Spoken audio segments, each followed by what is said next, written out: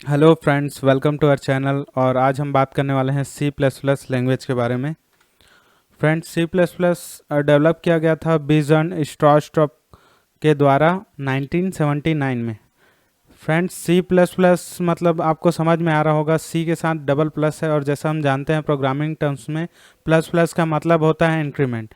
Increment in the sense कोई भी चीज़ों को एक स्टेप बढ़ा देना। तो ये साफ समझ में आ रहा है, सी के साथ प्लस प्लस है, इसका मतलब वो सी लैंग्वेज जो हम पढ़े हैं पिछले हमारे वीडियोस में, उसका ये एक्सटेंडेड वर्जन होने वाला है।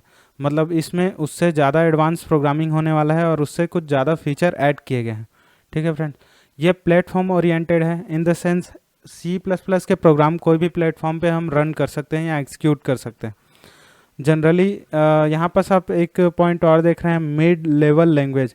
मिड लेवल क्यों बोला गया है? अभी तक आपने देखा होगा कि या तो लो लेवल लैंग्वेज होता है या हाई लेवल लैंग्वेज होता है, बट यहाँ पर मिड लेवल लैंग्वेज टर्म दिया गया है जस्ट बिकॉज कि सी प्लस प्लस में ऐसा फीचर होता है कि आप इसे as a low level language भी यूज़ कर सकते हैं और as a high level language भी यूज़ कर सकते हैं, इसलिए इसे टर्म दिया गया मिड लेवल लैंग्वेज।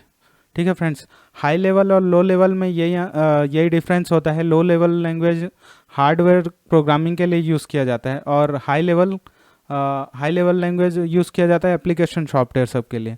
और सी प्लस प्लस में दोनों टाइप के सॉफ्टवेयर हम डेवलप कर सकते हैं, इसलिए इसे टर्म दिया गया mid level language. Feature of C plus plus. Friends, इसका सबसे बड़ा फीचर तो ये होता है कि ये बहुत ही पॉपुलर लैंग्वेज है।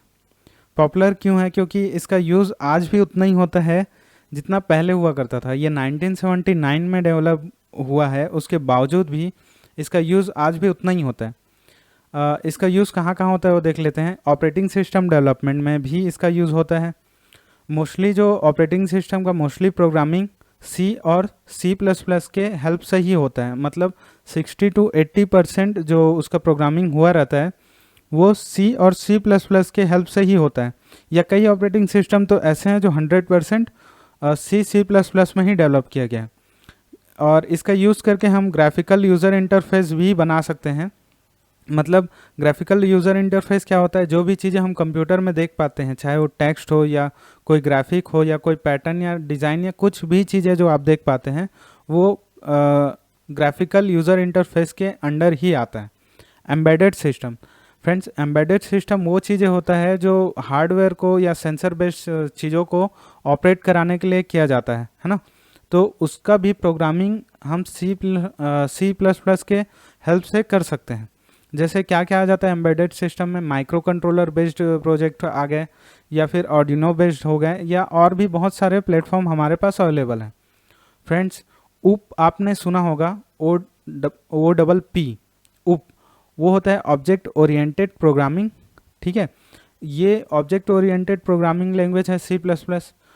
एक्चुअली ऑब्जेक्ट ओरिएंटेड प्रोग्रामिंग होता क्या है वो समझ लेते हैं। इसमें हम क्लास डिफाइन कर सकते हैं और क्लास का ऑब्जेक्ट हम क्रिएट करके उसमें जो भी फंक्शंस हैं, जो भी मेथड हैं, या जो भी मॉड्यूल हैं, या जो भी वेरिएबल हैं, उसे हम कहीं से भी कॉल कर सकते हैं। ठीक है फ्रेंड्स, और क्लास एक्चुअली होता क्या है वो समझ लेते हैं। क्लास, जैसा कि हम लिटरल मीनिंग जान रहे हैं, हमारे स्कूल में जैसे हमने क्लास देखा था कि आप क्लास 1, क्लास 2, क्लास 3 या 10th 12th तक जितने भी क्लासेस होते हैं, तो उसमें उसका फीचर क्या होता है? क्लास में सिमिलर टाइप की चीज़ें मिलती हैं। मतलब जैसे आप क्लास 1 में जाएंगे तो आपको क्लास 1 के ही बच्चे मिलेंगे, क्लास 10th में जाएंगे तो आपको क्लास 10 के ही बच्चे मिलेंगे। मतलब समझ में आ रहा है? क्लास सिस्टम इसलिए लाया गया था क्योंकि वो सेपरेट करने के लिए बनाया गया। मतलब सेपरेशन है, क्लास 1 में क्लास 1 के स्टूडेंट हैं, क्लास 2 में क्लास 2 के, वैसे जितने भी क्लास हैं उसमें उसी के स्टूडेंट मिलेंगे। तो ये क्लास सिस्टम इसलिए बनाया गया था ताकि हम सेपरेट कर सकें चीज़ों को। सिमिलरली प्रोग्रामिंग में भी होता है कि आप कुछ सिमिलर टाइप के चीज़ों को एक क्लास बना के आप वहाँ सेपरेट रख सकते हैं, और जब भी उसका यूज़ हो रहा है आप ऑब्जेक्ट क्रिएट करके उसे कॉल या एग्जीक्यूट कर सकते हैं। Application development for multiple platforms. Friends, हम सी प्लस प्लस का यूज़ करके ऐसे सॉफ्टवेयर्स भी बना सकते हैं, या ऐसे सॉफ्टवेयर बनता है जिसका यूज़ हम कोई भी प्लेटफॉर्म पे कर सकते हैं। मतलब हमने अगर सी प्लस प्लस पे कोई प्रोग्राम बनाया है तो उसे कोई भी ऑपरेटिंग सिस्टम पे या कोई भी प्लेटफॉर्म पे हम रन कर सकते हैं, बस वहाँ पास हमारा कंपाइलर होना चाहिए उससे एग्जीक्यूशन के लिए। और उसके बाद ये फ्रेंड्स बहुत ही इजी होने वाला है और सीखने में भी बहुत ही इजी होने वाला है। ये दूसरे लैंग्वेज के बहुत ही क्लोज हैं, इन द सेंस जितने भी अभी के डेट में ऑपरेटिंग लैंग्वेजेस हमारे पास अवेलेबल हैं वो मोस्टली पुराने लैंग्वेज से ही बने हैं। तो अगर जैसे हम सी प्लस प्लस यूज़ करके अगर फंडामेंट क्लियर कर लेते हैं, प्रोग्रामिंग कॉन्सेप्ट क्लियर कर लेते हैं, कैसे उसे यूज़ करते हैं, ये सारी चीज़ें, तो आप इजी ही कोई भी लैंग्वेज में आप स्विच कर सकते हैं। मतलब अब अगर आपने सी प्लस प्लस अच्छे से किया है, आपको सारी चीज़ें समझ में आती है, प्रोग्राम फ्लो समझ में आता है, स्ट्रक्चर समझ में आता है, तो आप कोई भी लैंग्वेज पे इजी स्विच कर सकते हैं और आपको ज़्यादा दिक्कत नहीं होने वाला उसे सीखने के लिए। मतलब आप क्लियरली समझ जाएंगे कि उसे कैसे यूज़ करना है। बस आपके पास जो कीवर्ड्स हैं वो चेंज होने वाले हैं, बाकी फंडामेंट कोई भी प्रोग्रामिंग लैंग्वेज हो एक ही यूज़ होता है फ्रेंड्स। ओके, नेक्स्ट स्लाइड है हमारे पास प्रोग्रामिंग स्ट्रक्चर। फ्रेंड्स, जैसा कि मैंने प्रीवियस वीडियो पे आपको दिखाया था कि कैसे आप कोई आईडी इंस्टॉल कर सकते हैं, कोड ब्लॉक आईडी मैंने इंस्टॉल किया था और उसमें सी और सी प्लस प्लस के प्रोग्राम को रन करके आपको दिखाया था। तो अगर आपने वो वीडियो नहीं देखा तो मैं डिस्क्रिप्शन पे उसका लिंक डाल दिया हूँ, वहाँ से आप देख सकते हैं। फ्रेंड्स, यहाँ पास स्ट्रक्चर के बारे में मैं देख लेता हूँ, प्रोग्रामिंग के बारे में, और आपको लाइन बाय लाइन उसका मतलब बता देता हूँ कि प्रोग्राम में उसका मतलब क्या होता है। वैसे मैंने उस वीडियो पे बहुत सारी चीज़ें आपके सामने रखी थी, बट इसमें हम और डीप में उसमें बात कर लेते हैं। पहला पॉइंट हमारे पास आ जाता है, यहाँ पास दो प्रोग्राम है हमारे पास, दोनों में क्या वेरिएशन है मैं बता दूंगा। यहाँ पास पहला लाइन हमारे पास क्या है, include has include IO stream. Friends, has include क्यों यूज़ किया जाता है, कोई भी लाइब्रेरी को कॉल करने के लिए। लाइब्रेरी क्या होता है, वहाँ पास collection of function and variables हो सकते हैं, जो जब ज़रूरत पड़ता है तब हम उसे कॉल करा के उसका फंक्शन यूज़ कर सकते हैं प्रोग्राम पे। ठीक है फ्रेंड्स, और सेकेंड वाला लाइन हमारे पास आ जाता है यूजिंग नेम स्पेस एसटीडी। ये लाइन इसलिए लिया गया है ताकि हम स्टैंडर्ड जो भी फंक्शन है उसे हम यूज़ कर सकें अपने प्रोग्राम पे। ये अगर आपको नहीं समझ में आ रहा होगा तो आप ये समझ के चल सकते हैं कि ये कंपलसरी होने वाला है, कोई भी प्रोग्राम में इसे हमें डालना ही पड़ेगा। क्योंकि स्टैंडर्ड जो हमारे फंक्शंस हैं जैसे सी आउट हो गया, सी इन हो गया, वो इसके बिना काम नहीं करने वाला। तो उसके बाद थर्ड लाइन हमारे पास आ जाता है दिस इज़ कमेंट। ये जो साइन यूज़ हुआ है, डबल स्लैश हमारे पास यूज़ हुआ है, ये क्यों यूज़ किया जाता है, कमेंट डालने के लिए। बेसिकली ये लाइन का मतलब कुछ होने वाला नहीं है प्रोग्राम पे, ये सिर्फ हमारे इन्फॉर्मेशन के लिए रहता है। जो हम कब यूज़ करते हैं, कमेंट में वहाँ दिखा दिया है कि आगे जो मॉड्यूल है वो क्या काम आने वाला है, या इन्फॉर्मेटिक रहता है ये सारी चीज़ें। इसका प्रोग्राम में कोई वैल्यू नहीं होता, ये सिर्फ प्रोग्रामर के हेल्प के लिए रहता है, जहाँ पर हम कोई भी स्टेटमेंट दे सकते हैं, कमेंट कर सकते हैं कि ये इन्फॉर्मेशन के लिए कि ये लाइन या ये जो भी मॉड्यूल है क्यों यूज़ किया जा रहा है। उसके बाद आ जाता है फोर्थ लाइन इंट मैन। ये मेन फंक्शन होता है जो एग्जीक्यूट होने वाला रहता है, ये भी बहुत ही इंपॉर्टेंट है। जो भी प्रोग्राम हमारा रन होता है ये मेन फंक्शन ही रन होता है। तो यहाँ पास आप देख सकते हैं इंट मैन। इंट मतलब वो होने वाला है कि ये फंक्शन जो भी है वो एग्जीक्यूट करके हमें रिटर्न क्या देगा, इंटीजर टाइप वैल्यू देने वाला है। अब जैसा ही कोई फंक्शन हम डिफाइन करते हैं तो उसे क्लोज और ओपन और क्लोज कर्ली ब्रेसेस से करते हैं।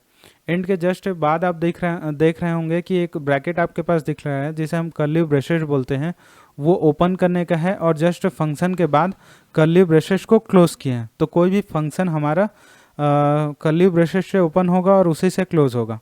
ओके फ्रेंड्स, उसके बाद नेक्स्ट लाइन हमारे पास आ जाता है सी आउट, और उसके बाद जो भी टाइप हमें कराना रहता है स्क्रीन पे वो सी आउट के हेल्प से हम कराते हैं।